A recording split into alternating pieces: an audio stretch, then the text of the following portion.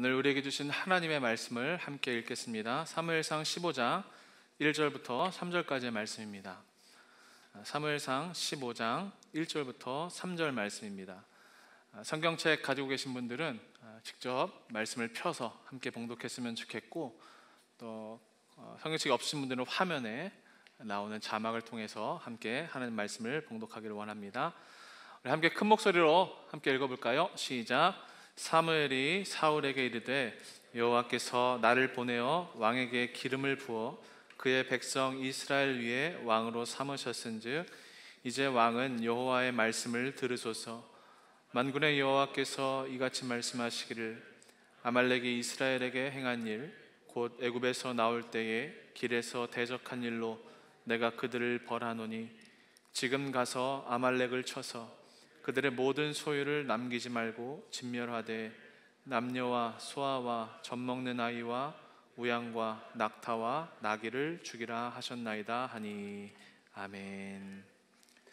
말씀을 듣기 전에 한 가지 말씀을 광고를 드리면, 앞으로 이제 다음 주 예배 때는 더 빨라질 텐데 말씀이 시작되는 시간이 보통 한 3시쯤 됐거든요. 근데 오늘 55분 정도 됐습니다.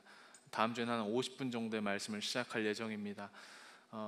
혹시 찬양을 다 마치고 말씀 시작할 때 예배를 들어가야겠다라고 생각하시는 분들이 계시다면 그러지 마시고 찬양 시작할 때부터 예배 함께 하셔서 처음부터 끝까지 하나님께서 부으시는 그 은혜를 경험하는 우리 두드리시오 청년들 됐으면 좋겠습니다. 자, 오늘은 하나님의 후회라는 제목으로 말씀을 나누도록 하겠습니다. 사무엘서 상 15장은 하나님께서 이스라엘의 왕 아말렉에게 죄송해요. 다시 시작할게요. 편집. 네.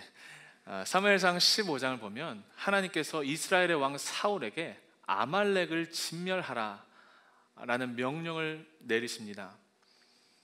오늘은 하나님이 이 아말렉을 진멸하여라 라고 하신 이 말씀의 의미가 무엇일까? 거기에 담긴 영적인 의미를 한번 우리가 나눠보고 하나님의 깊은 은혜를 더욱더 우리가 체험하게 되기를 원합니다.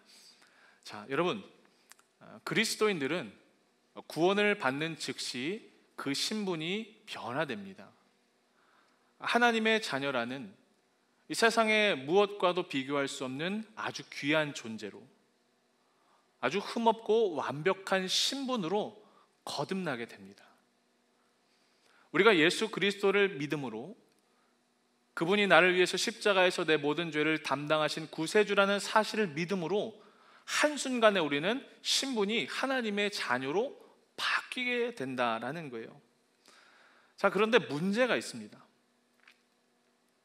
그게 뭐냐면, 우리의 신분은 단 한순간에 우리의 믿음으로, 그리고 하나님이 우리를 의롭다 해주심으로 변했는데 우리 안에 여전히 죄가 남아있다는 거예요.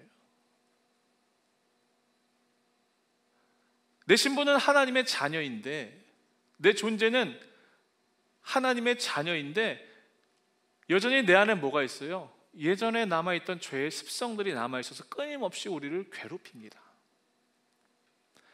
그래서 우리가 자녀된 삶, 그 합당한 삶을 살기 위해서 하나님이 우리를 빚어가시는 과정을 가리켜서 우리는 훈련이라고 하죠. 또 다른 말로는 고난, 연단이다 라고 이야기합니다. 자, 이 고난과 연단은 우리가 하나님의 자녀로 그 합당한 열매를 맺는 그런 삶을 살도록 하나님께서 우리가 허락하신 훈련의 시간인 동시에, 또 하나, 우리 이 고난과 연단을 통해서 하나님이 이 세상의 모든 사람들에게 하나님의 살아계심, 그리고 하나님이 지금도 우리 가운데 역사하신다라는 증거, 그 메시지를 그 고난을 통해서 나타내신다라는 거예요. 그러니까 우리가 받는 고난 훈련이 뭐예요, 여러분? 하나님이 하나님 되심을 드러내는 증거예요. 메시지예요. 자, 이런 이해를 가지고 여러분, 우리 성경을 한번 들어가 봅시다. 출애굽기로 한번 가볼게요. 수백 년 전으로 거슬러 가서 이스라엘 백성들이 애굽에서 종된, 노예된 생활을 하다가 그것을 탈출합니다. 그것이 출애굽이죠. 자, 이 출애굽은 그냥 아무 곳이나 방향과 목적 없는 탈출이 아니었습니다. 하나님께서 이스라엘 백성들에게 약속을 주셨어요. 내가 너희를 젖과 꿀이 흐르는 저 가나안 땅에 들어가게 하겠다. 그 애굽의 종된 신분에서 하나님이 약속하신 그 가나안 땅으로 탈출했던 게 바로 출애굽이죠. 자, 여러분 한번 생각해 보십시오. 이스라엘의 자리를 떠올려 보세요. 애굽의 종된 신분이 있고요, 하나님이 약속하신 가나안 땅이 있어요. 젖과 꿀이 흐르는 땅이 있어요. 이 출애굽을 하는 과정에 무엇이 있었는가? 이스라엘 백성들이요, 애굽을 탈출한 다음에 한 번에 그 가나안 땅에 들어갔습니까? 아닙니다. 그 사이에 뭐가 있었냐면 여러분, 광야가 있었어요. 40년간의 하나님의 훈련의 때가 그들에게 있었다라는 것입니다. 이스라엘 백성들은요, 광야를 필수적으로 지나갈 수밖에 없었어요.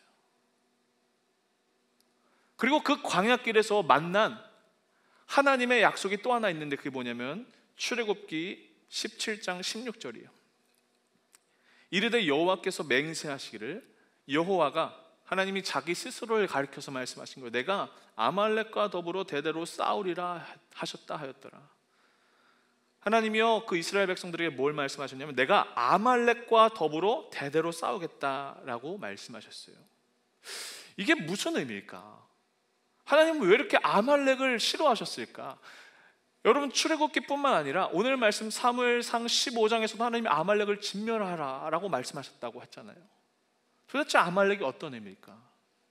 단순히 놓고 보면 이 아말렉은 이스라엘 백성들을 괴롭혔던 한 족속 중에 하나예요. 그러나 여러분, 그것이 전부가 아닙니다. 거기에 뭐가 있냐면 영적인 의미가 담겨 있어요. 이 성경 속에서 아말렉은 무엇을 의미하냐면요, 그리스도인들을 무너뜨리고 그리스도인들을 다시 죄의 자리로 돌아가게 하는 영적인 방해들, 악한 영들을 가리켜서 아말렉이라고 하는 거예요. 자, 그래서 여러분, 그 출애굽기에 이 아말렉과 이스라엘이 전투하는 그 장면을 보면 어떤 내용들이 있어요? 하나님이 모세에게 너는 저기 산에 가서 두 손 들고 기도하라 라고 말씀하시죠. 그리고 이스라엘 백성들은 그 적진 한가운데서 그 전쟁터 한복판에서 막 열심히 싸우는 거예요. 그런데 참 아이러니하게도 이 모세가 든 손이 떨어질 때 이스라엘이 전쟁에서 막 밀리고 다시 이 손을 들어서 올렸을 때 전쟁에서 승리하게 됐어요. 이 전쟁의 성패가 단순히 저 전장터에서 벌어지는 우리를 이끌고 있는 여호수아에게 달렸다, 아니면 모세에게 달렸다라는 게 아니에요. 그럼 뭐냐? 이 전쟁은 힘과 무력, 어떤 군사력의 싸움이 아니라 영적인 싸움이다라는 거예요. 하나님을 얼마나 의지하는가, 하나님을 얼마나 신뢰하는가, 그런 영적인 전투가 아말렉과의 전투였다라는 것입니다. 자, 이스라엘 백성이요, 출애굽을 하고 나서 기적적으로 홍해를 건너는 놀라운 경험을 합니다. 그렇게 간신히 기적적으로 홍해를 건넜더니요, 맞이한 게 무엇이었냐면 하나님이 약속하신 가나안 땅이 아니었어요. 홍해를 건너자마자 하나님이 먼저 가르신 그 구원의 길을 넘어서자마자 만난 건 뭐였어요? 아말렉이었어요. 그리고 광야였다라는 거예요. 이게요, 우리의 신분과 우리의 영적인 흐름과 똑같다라는 거예요. 잘 보십시오. 우리가 예수님을 믿음으로 구원을 얻습니다. 그리고 하나님의 자녀가 됩니다. 그러나 하나님의 자녀가 된 동시에 우리가 천국을 가나요? 천국을 이 땅 가운데서 경험하나요? 우리 삶에 아무 문제가 없나요? 우리의 삶 매일 형통하고 하나님의 의의 길로만 나아가나요? 아니요. 무엇을 만나요? 고난과 훈련을 만나요. 만약에 그 이스라엘 백성들이 애굽에서 탈출하지 않았다면 아말렉과의 싸움은 필요도 없었을 거예요. 그들이 그 죄의 종된 자리에서 탈출했기 때문에, 그 자리를 박차고 나왔기 때문에 그들이 아말렉을 만나게 된 거예요. 그 출애굽을 했기 때문에 싸우는 것이 아말렉과의 전투였다라는 겁니다. 우리의 삶을 대비시켜 봅시다. 지금껏 우리 안에서 우리가 그동안 죄의 자리에서 살 때는요, 아, 내가 이런 걸 하고 싶어, 나는 이 시간을 이렇게 보내고 싶어, 내가 소원하고 욕망하던 것들이요, 단 하나도 충돌되는 게 없었어요. 그냥 내가 하고 싶은 걸 하면 됐어요. 그런데 우리가 예수님을 믿은 그 다음부터, 하나님의 자녀가 된 다음부터 충돌이 일어나요. 그렇죠? 내가 원하는 것과 내 육신과 내 욕망과 내 본능이 원하는 것과 하나님이 원하시는 것의 차이가 있어요. 그래서 우리 끊임없이 그 갈등을 하고 다툼을 하고 실패를 경험하기도 하고 회복되기도 하고, 그게 우리 삶 가운데서 펼쳐지고 있는 광야와 아말렉과의 전투, 그런 싸움들, 그게 바로 우리 안에 펼쳐지고 있다라는 것입니다. 그래서요, 정말 아이러니하게도 예수님을 만난 사람들이 정말 놀라운 구원의 기쁨, 감격, 환희로 그 주님을 영접했지만, 정말 놀랍게도, 그리고 이해할 수 없게도요, 가장 먼저 만나는 현실은요, 신앙의 갈등과 회의예요. 예수님을 믿는다고 해서 한 번에 예수님이 나의 삶에 다가오시지 않아요. 엄청난 기쁨, 환희, 이런 것들이 아니라요, 도대체 나의 삶이 이게 뭐지? 나는 왜 이것밖에 안 되지? 포기하고 싶고 좌절하고 싶은 마음이 우리 안에 있다는 거예요. 이스라엘 백성들이 그 홍해를 건넜을 때 엄청난 하나님의 그 구원의 역사를 경험하고 나서요, 이 세상 무엇과도 비교할 수 없는 위대한 찬양을 하나님 앞에 올려드렸어요. 그게 출애굽기에 나와 있죠. 홍해를 건넌 다음에 미디암의 노래로 나와 있어요. 여러분, 이 세상에 하나님이 그 바다를 가르신 경험을 하고 난 다음에 찬양은 얼마나 위대할까요? 그 무엇과도 비교할 수 없는 엄청난 찬송을 드렸겠죠. 자, 그런데 그것 다음에 곧바로 아말렉과의 싸움이 펼쳐졌다는 거예요. 그렇게 하나님, 정말 하나님 놀라우신 분입니다, 이 홍해를 가르신 하나님의 구원을 찬양합니다 했는데, 그 다음에 만난 게 아말렉이었다고요. 우리의 신앙의 현실도 이와 똑같습니다. 우리도 분명히 홍해를 건넜고 그 죄의 자리에서 의의 자리로, 하나님의 자녀로 우리는 살기로 결단하고 우리가 그렇게 변했는데, 우리는 그리스도 안에 있으면서도 여전히 나라는 적과 싸웁니다. 예수님을 믿으며 나는 이제 전혀 다른 삶을 살 거야 결단했는데, 여전히 내 안에 있는 이 죄의 본성 때문에요, 우리는 날마다 무너지고 낙심합니다. 그러나 우리 사랑하는 두드리시오, 우리 청년들 기억하십시오. 하나님이 우리에게 주신 구원이라는 건요, 여러분 잘 들으세요. 되게 유식한 말 할 거예요. 구원이라는 건요, 일회적인 사건이 아니에요. 구원이라는 건요, 여러분, 시간을 두고 우리 안에 펼쳐지고 계속 진행되고 있는 지속적인 사건이에요. 우리가 예수님을 믿음으로 우리 신분은 즉시 바뀌어요. 한 번에 바뀌는 거예요. 70%만 그리스도인, 이런 건 없어요. 100% 우리는 그리스도인이 돼요. 그러나 그때부터 이제 또 우리는 새로운 시작을 향해 가는 거예요. 이해가 되세요? 이해가 되세요? 우리는 그렇게 구원을 즉각적으로 받는데 또 점진적으로 그 구원을 완성하기 위해서 나아간다는 거예요. 이 땅의 삶이 무엇일까요? 오늘 2021년 4월 11일 우리의 삶이 무엇일까요? 그 하나님의 완전으로 나가는 우리 길 가운데 있는 거예요. 하나님 우리를 지금도 훈련하시고 연단하시는 거예요. 그리고 우리를 통해서 하나님의 하나님 되심을 드러내고 계시는 거예요. 우리가 그 구원의 놀라운 경륜 가운데 있다는 겁니다. 여러분, 이처럼 우리가요, 그 전에 있던 옛 사람을 다 떨쳐버리는 작업들을 매일매일 해야 돼요. 그 하나님이 원하시는 하나님의 형상을 회복하는 그 자리를 가기 위해서요, 우리 안에 있는 그 더러운 아말렉들, 그 영적 전투를 치열하게 싸워내야 된다는 거예요. 우리 안에 있는 어떤 죄들, 불신앙들, 분순종들, 이런 것들을 다 깨끗하게 진멸해야 된다는 거예요. 진멸하라. 우리는 착각해요. 어떤 착각? 죄는 나에게서 오는 게 아니라 외부적인 환경 때문에 나에게 오는 거야. 아니에요. 여러분, 죄는 우리 안에 있어요. 여전히 남아있어요. 그리고 끊임없이 우리를 괴롭혀요. 그리고 그 죄가 결국 어디까지 이르는 게 되냐면 우리의 습관이 돼요. 우리의 삶이 돼요. 우리가 계속 나쁜 일을 반복하고 죄를 짓다 보면요, 그것도 죄책감 느끼는 게 하루 이틀이지 결국에 우리의 양심이 무뎌져요. 그리고 그 죄가 그냥 우리의 삶이 되어버려요. 여러분, 성경에서 경건을 연습하라라고 했어요. 왜 연습하라라고 했을까요? 한 번에 이루어지는 게 아니기 때문이에요. 이 거룩을 우리 삶 가운데 생활하고 습관하고, 나는 하나님의 자녀지, 나는 지금 영적인 싸움을 하고 있지, 이 의식을 가지고 계속해서 그 꾸준히 그 마음으로 하나님 앞에 나아가는 것이요, 무엇보다도 중요하다라는 거예요. 누구는요, 나 하나님의 자녀답게 살고 싶어, 이런 마음의 소원을 다 하나씩 가지고 있을 거예요. 그러나 그것보다 더 중요한 게 있어요. 죄가 습관화되지 않도록 우리 계속 하나님이 우리에게 원하시는 자리로 나아가는 거예요. 습관을 만드는 거예요. 그래서 예배가 중요한 거예요, 여러분. 왜요? 습관을 만드는 거예요. 우리 청년들 마음 가운데 그런 마음들은 있잖아요. 나 예배 가고 싶어. 여러분, 그거 누가 못합니까? 나 하나님 뜻대로 살고 싶어. 이거 누가 못합니까? 거기서 우리가 진짜 이제 구별하고 해야 될 건 뭐예요? 습관을 만드는 거예요, 여러분. 예배 자료로 나아가는 거예요. 수요일, 금요일, 주일 낮, 주일 저녁, 브리치 예배. 힘든 내 몸을, 육신을요, 그냥 죄에게 내버려 두지 마세요. 왜 나를 편하게 둡니까? 여러분 스스로에게 그렇게 자신 있습니까? 아니요, 우리 그런 존재 아니에요. 우리 너무나 연약해요.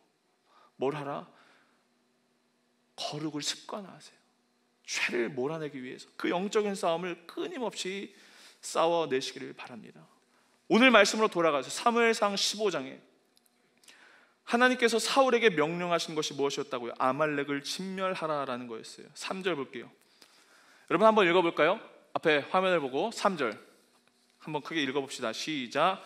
지금 가서 아말렉을 쳐서 그들의 모든 소유를 남기지 말고 진멸하되 남녀와 소아와 젖먹는 아이와 우양과 낙타와 나귀를 죽이라 하셨나이다 하니, 하나님이요 아말렉을 진멸하라고 하셨어요. 진멸이 뭐예요, 여러분? 완전히 제거해버리는 거예요. 단 1%도 남기지 말고 우리 안에 있는 그 죄, 그 아말렉들, 그 영적인 싸움을요 1%도 남기지 말고 완전히 청소하라는 거예요. 왜요? 이 아말렉은요 단순히 어떤 한 족속이 아니라 우리 영의 싸움을 의미하기 때문이다 라는 거예요. 자, 그래서 사울이요 이 명령을 듣고 이스라엘 군사를 모집합니다. 21만 명이 모였어요. 그리고 그 군사를 데리고 아말렉을 쳐서 완전히 무너뜨립니다. 그런데 한 가지 문제가 있었죠. 이 전쟁이 끝난 다음에 너희는 아말렉을 치고 모든 아말렉을 진멸하라, 단 하나도 남기지 말라는 그 하나님의 명령을 사울이 그만 어겨버리고 맙니다. 9절이에요. 사울과 백성이 아각은 아말렉의 왕이에요, 여러분. 자, 그의 양과 소의 가장 좋은 것 또는 기름진 것과 어린 양과 모든 좋은 것을 남기고 진멸하기를 어떻게 했대요? 즐겨하지 아니했대요. 가치 없고 하찮은 것만 진멸했다라고 성경이 우리에게 전해주고 있습니다. 사울이 뭘 남겼어요? 아각 왕과 좋은 것을 남겨뒀어요. 이게 돌이킬 수 없는 비극이 됐습니다. 사랑하는 우리 들으시오 청년들 여러분, 우리가 진멸해야 할 죄악들이 우리 안에 있습니다. 참 아이러니하죠. 사울은 이걸 드리면 하나님은 좋아하실 거야, 하나님 위해서 남겨놨어 라고 생각했어요. 그런데요 하나님이요 그것들을 싫어하셨어요. 우리 안에도 이런 일들이 있을 수 있다는 거예요. 어떻게? 이거는 하나님이 보시기에 참 좋아하실 것 같아요, 하나님도 이 일을 기뻐하실 것 같아 라고 하는데 오히려 하나님은 그걸 죄라고 이야기하실 수 있다는 거예요. 여러분, 혹시 우리 안에 내가 아까워하는 것들, 이거 혹시 하나님이 좋아하시지 않을까?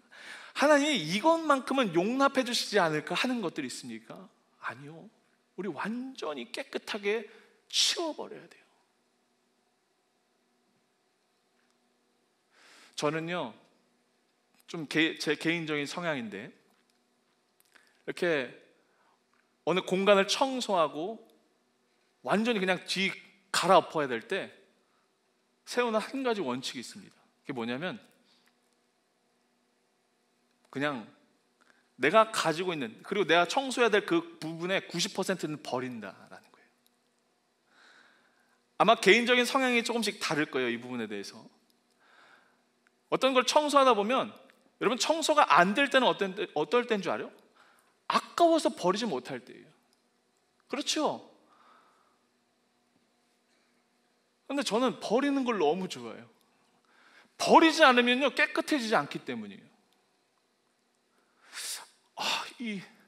이 물건은 언젠가 쓸 것 같아. 이거 꼭 필요할 것 같아, 언젠가. 여러분, 그거 진짜 쓸까요? 아니요, 절대 쓰지 않습니다. 1년 내로 이거 쓸까 말까?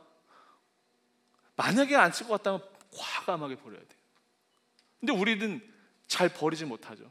그러다가 어떻게 돼요? 정리가 안 돼요. 완전히 그냥 난장판이 되는 거예요. 우리의 삶, 우리의 죄도 마찬가지라는 거예요. 이거 어쩌면 하나님이 용납해 주실 것 같아. 그거 하나가요, 우리의 삶 전체를 망가뜨려 놓는다니까요. 하나 둘씩 그걸 쌓아 놓다가 완전히 그냥 죄가 우리 안에서 파티를 벌이고 있는 그런 결과를 낳을 수 있다라는 겁니다.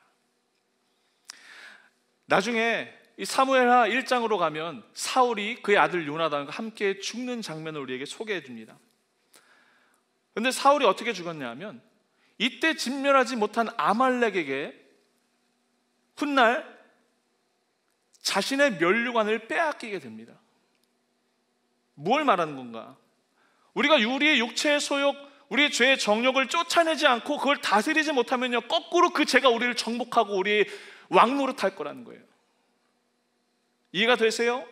사울이 어떻게 죽었다고요? 이때 진멸하지 못한 아말렉에게 훗날 자기의 면류관을 뺏기게 됐다고요. 우리의 삶 마찬가지입니다. 우리가 그 죄를 다스리지 아니하고 그걸 진멸하지 아니하면 그 죄가 여러분들을 다시 다스리는 세상이 올 겁니다. 그런 시간을 여러분들이 경험하게 될 겁니다. 사랑하는 우리 두드리쇼 청년들, 죄를 정복하시고 죄를 몰아내세요. 여러분들 안에 있는 그 아말렉을요, 다 진멸해버리세요. 탄 하나도 남김없이. 아까워하지 마시고 몰아내시길 바랍니다. 성령을 쫓아 행하십시오. 그렇지 않으면 육체를 쫓아 살 수밖에 없습니다. 이스라엘이 아말렉과 전투했던 그 광야는 너무나 척박하고 살기 힘든 곳이고 궁핍한 곳이면 틀림없었지만, 그 영적인 훈련을 견뎌내는 거 너무나 어려웠지만, 또한 분명한 것은 그 광야에 하나님의 인도하신 불기둥, 구름기둥, 만나, 반석에서 샘이 흘러나오는 놀라운 하나님의 역사가 있었다는 거 기억하세요. 영적인 싸움 가운데 곤고하고 힘들 때, 그것이 눈에 보이는 것들이 전부가 아니라 거기에 하나님의 역사가 있다는 것 기억하고 그 죄를 침멸하는 우리 두시 청년들 되기를 주의 이름으로 축복합니다. 자, 이 일로 하나님은 사무엘에게, 선지자죠, 내가 사울을 왕으로 세웠던 걸 후회한다라고 말씀하셨어요. 11절에 여호와의 말씀이 사무엘에게 임하니라 이르시되, 여러분 같이 한번 읽어볼까요? 여호와의 말씀부터 시작. 여호와의 말씀이 사무엘에게 임하니라 이르시되, 내가 사울을 왕으로 세운 것을 후회하노니 그가 돌이켜서 나를 따르지 아니하며 내 명령을 행하지 아니하였음이니라 하신지라.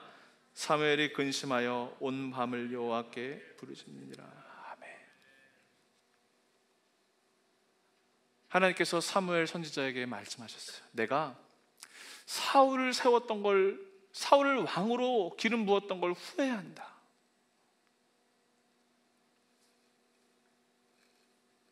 여러분, 하나님은 후회하는 분이실까요? 후회하지 않는 분이실까요? 이 대목에서 하나님이 후회하셨다라고 하는 것은 사울이 이렇게 할 걸 모르셨다라는 것일까요? 하나님 실수하신 걸까요? 아니요. 이스라엘의 지존자는 변함이 없고 사람이 아니셔서 변개함이 없으신 분이에요. 하나님 후회가 없으신 분이에요. 그런데 후회한다고 말씀하셨어요. 이건 뭐냐면 하나님이 사울을 바라보시고 기대하셨던 그 마음들이요 무너졌다라는 거예요. 하나님의 감정을 의인화해서 표현한 거예요. 그게 후회였어요. 사울을 보시며 탄식하셨어요. 자, 사무엘이 이 하나님의 말씀을 듣고 근심하면서 여호와께 부르짖습니다. 하나님, 말씀 내려주셔야 돼요. 하나님, 저 사울을 어떻게 할까요? 하나님, 저 사울을 어떻게 하면 좋을까요? 밤새도록 눈물로 그를 위해서 기도했어요. 그리고 그 기도를 한 다음 날 이 사무엘이 사울을 찾아갑니다. 그 순간에도 사울이 뭘 하고 있었냐면 자기를 위해서 갈멜에서 기념비를 세우고 다른 길갈로 내려가고 있었어요. 그리고 나중에 서로 이 둘이 만납니다. 사울이 자신을 찾아온 사무엘 선지자를 이렇게 축복하면서 얘기해요. 선지자시여, 어서 오십시오. 내가 아말렉과의 전투에서 싸워서 이겼고 또 하나님 명령대로 그들을 다 진멸하였습니다. 이렇게 얘기해요. 사무엘이 그 얘기를 듣고 이렇게 얘기하죠. 왕이시여, 지금 내 귀에 들리는 저 양의 소리는 무엇입니까? 저 소들의 울음소리는 그러면 도대체 무엇입니까? 라고 그에게 반문합니다. 사울이 이렇게 변명해요. 15절에 사울이 이르되 그것은 무리가 아말렉 사람에게서 끌어온 것인데 백성이 당신의 하나님 여호와께 제사하려 하여 양들과 소들 중에서 가장 좋은 것을 남기며 그 위의 것은 우리가 진멸하였다느니라. 하나님 위해서 남겨둔 것입니다. 사무엘이 이 말을 듣고 분개하여 그에게 책망을 내립니다. 왕은 어찌하여 하나님 말씀을 듣는 것을 싫어하고 즐겨하지 아니하고 자신의 욕심을 챙기고 왜 악한 일을 행하는가? 이 책망을 듣고도 사울이 마음을 바꾸지 않습니다. 그럼에도 나는 하나님을 위해서 이걸 남겨두었다라고 끝까지 변명합니다. 그러자 사무엘이 마지막 결정적인 한마디를 남기죠. 우리 모든 두시 청년들이 너무나 잘 아는 말씀일 거예요. 22절, 23절에 사무엘이 이르되 여호와께서 번제와 다른 제사를 그의 목소리를 청종하는 것을 좋아하심 같이 좋아하시겠나이까?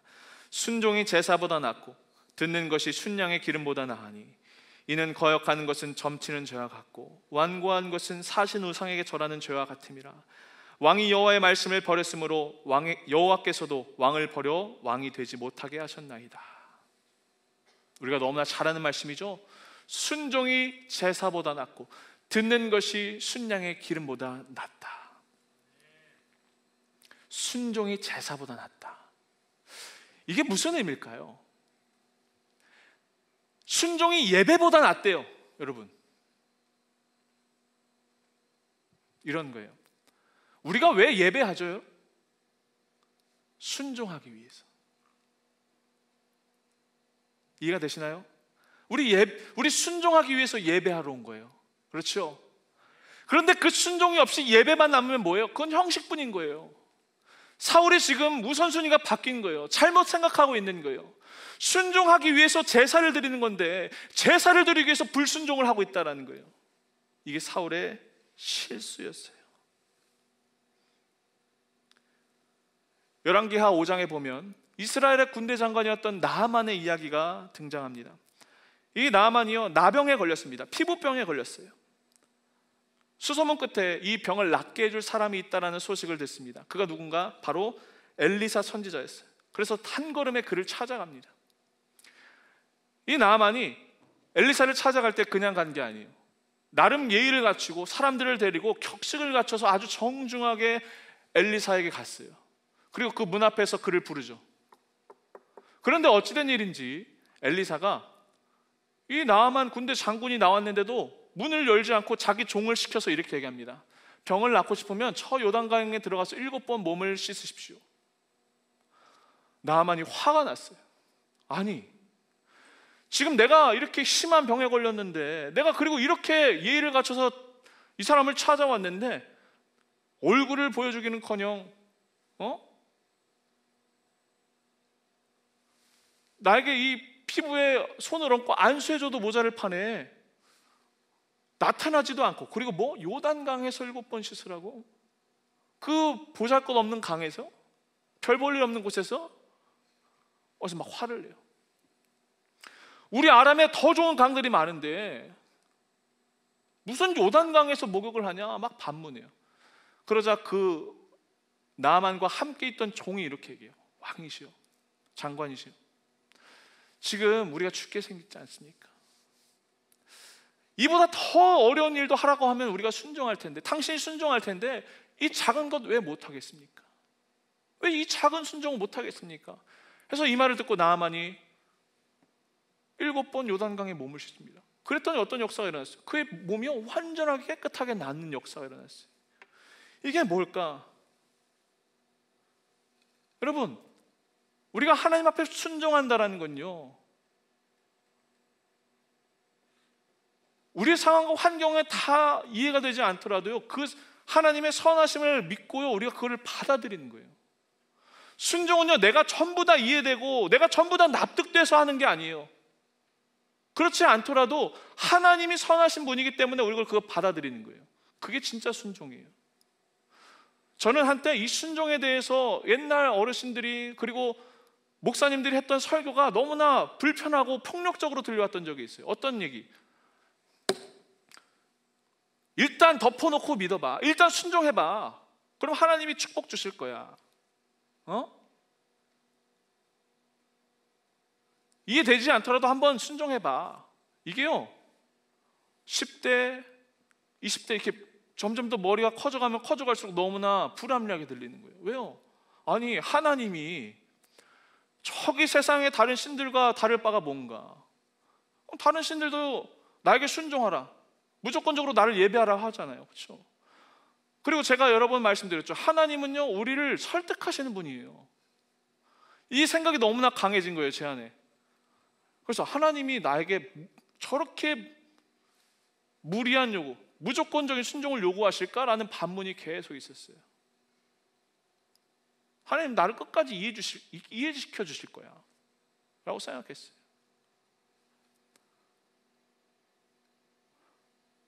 근데 제가 한 해 한 해 조금씩 믿음이 성장하고 성숙해 갈수록 느끼는 게 있어요.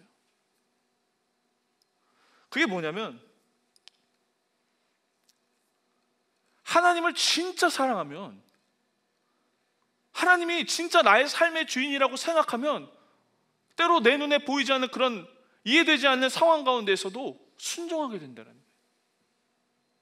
내가 반드시 이해되지 않더라도, 지금 당장 하나님이 나를 설득해 주시지 않더라도, 내 모든 삶이 나는 순종할 거야 라는 환경이 주어지지 않는다고 하더라도 하나님을 진짜 사랑하면 이해가 아니라 먼저 순종하게 되더라고요. 진짜 사랑하는 사람들이 하는 순종이 바로 이런 거예요.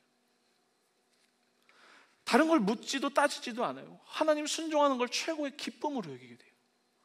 그래서 저는요, 예전까지는 하나님 나를 이해해 주실 때까지 나 기다릴 거야, 나 그런 순종할 거야 생각했는데요, 지금은요 그런 마음이 전혀 없어요. 나 지금 순종할 거야. 왜? 그게 복인 걸 알았으니까.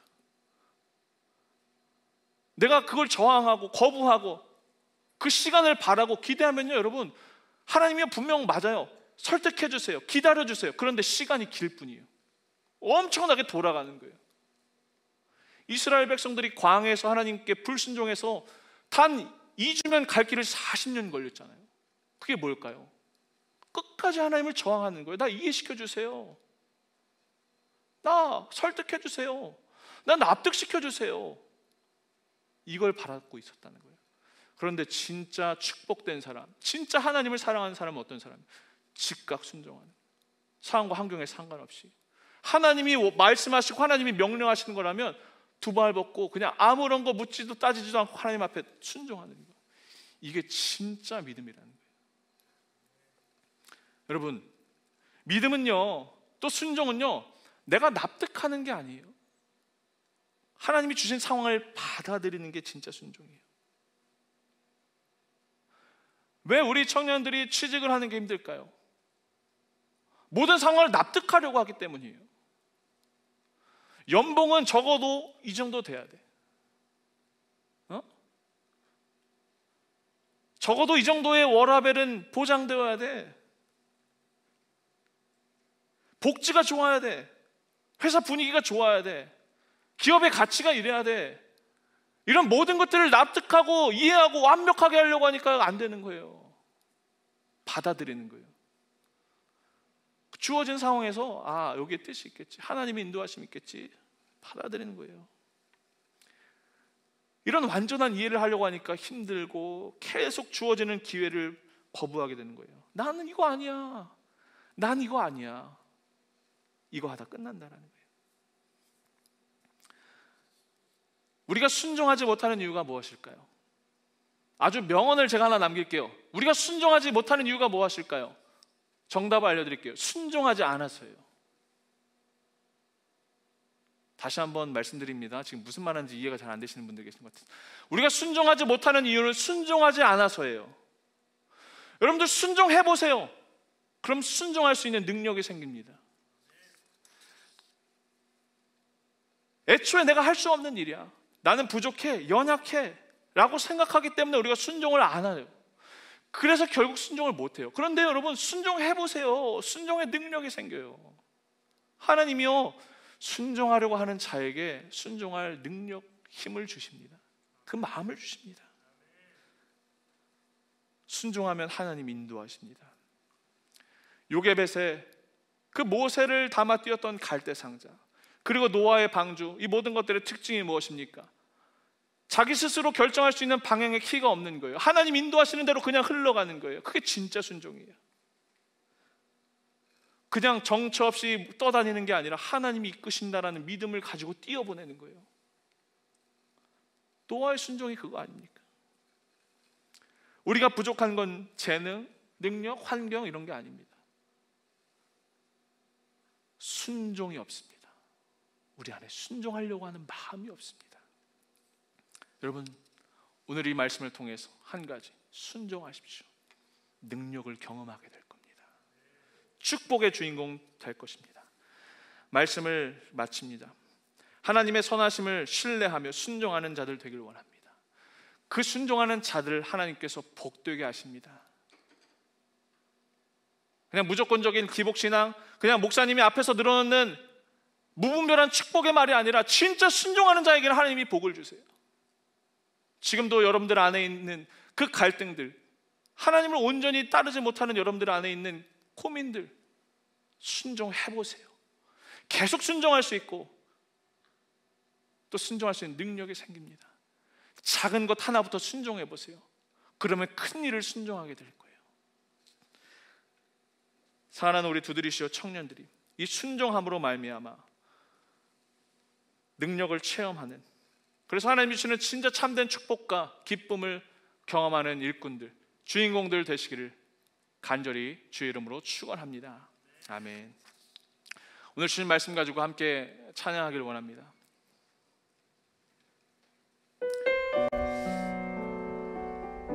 말씀을 정리하면서 여러분들께 이 한 가지 말을 남기고 싶어요. 오늘 말씀의 제목이 하나님의 후회예요.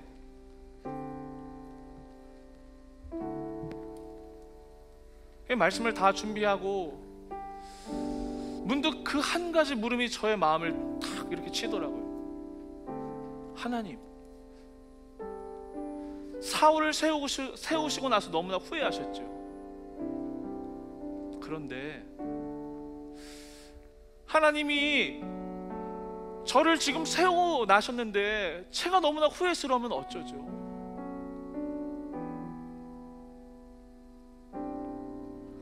하나님이 저를 목사로 세우셨는데, 꿈의 교회, 젊은이 교회를 담당하는 목사로 세우셨는데 하나님 후회스러우시면 어쩌죠? 그런 마음이 일주일 동안 저의 마음을 완전히 그냥 흔들어 놓더라고요. 지금 여기 앉아있는 우리 청년들, 많은 리더들, 인턴들, 또 각자의 삶의 자리에서 그리스도인이라 불리움 받는 우리 청년들, 지금 만약에 여러분들을 보면서 하나님께서 내가 너를 세운 게 후회스럽다, 입술로 나를 주여 주여 부르는 자들은 많은데 진짜로 나를 순종하는 자들은 없다, 내가 너무 후회스럽다. 여러분, 우리 어쩌죠? 어쩌죠?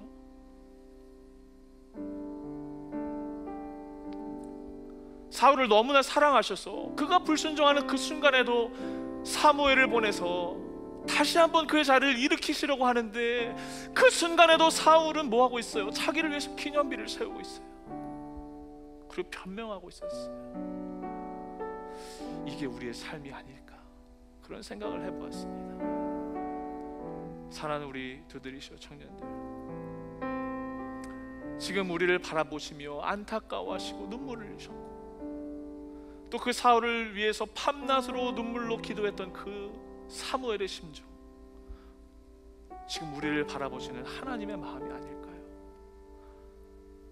우리 그 주님의 인도하심, 그 주님의 넓으신 사랑 앞에 다시 한번 우리의 삶을 돌이켜 온전히 그분께 순종하는 삶으로 역전되기를 소망합니다. 오늘 주신 말씀 가지고 함께 찬양하며 나갑시다.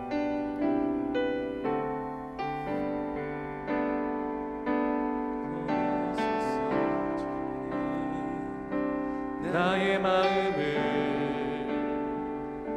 선한 것 하나 없습니다. 그러나 내 모든 것 주께 드립니다. 사랑으로 안으시고 날 새롭게 하소서. 보소서 주님, 나의 마음을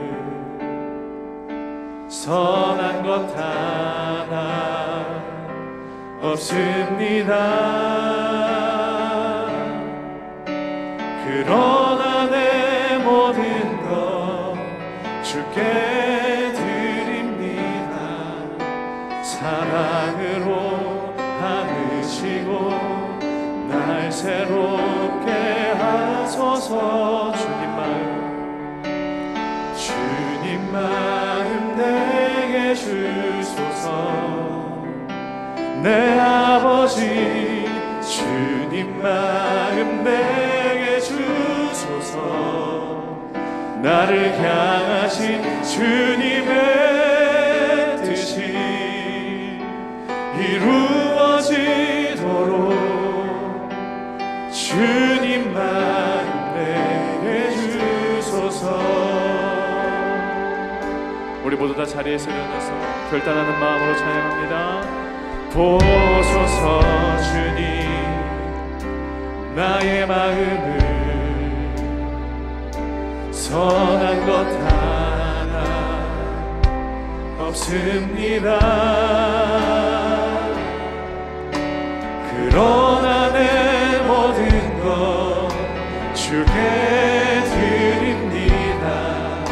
사랑으로 안으시고 날 새롭게. 다시 한번 찬양합시다. 보소서 주님, 나의 마음을 선한 것 하나. 주님, 그 사울의 마음이 저의 마음을 고백합니다. 그러나 내 모든 것 주께 드립니다.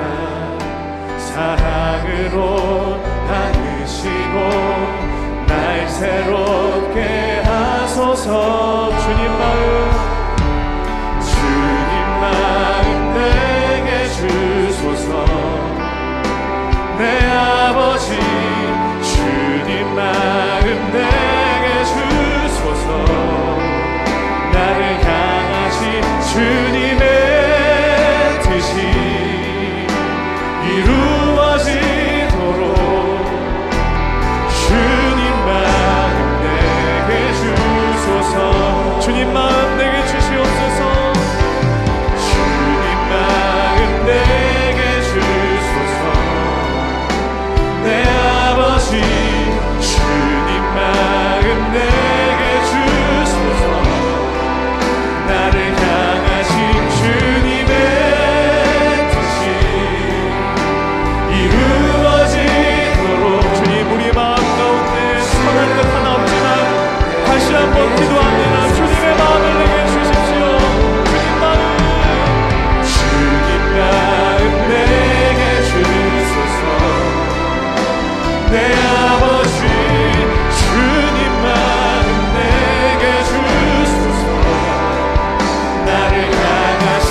주님의 뜻이 이루어지도록 주님만 내게 주소서. 내게 사랑을 가르치소서. 내게 사랑을 가르치소서.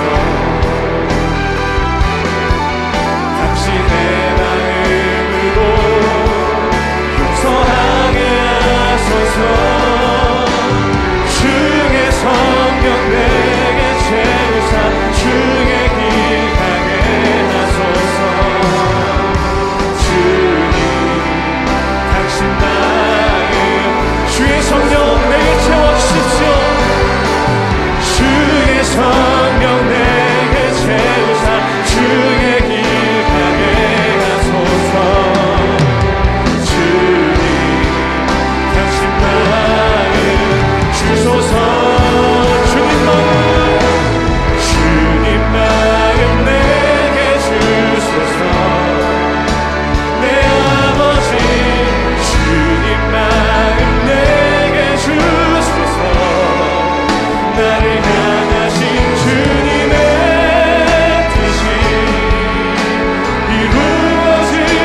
이루어지도록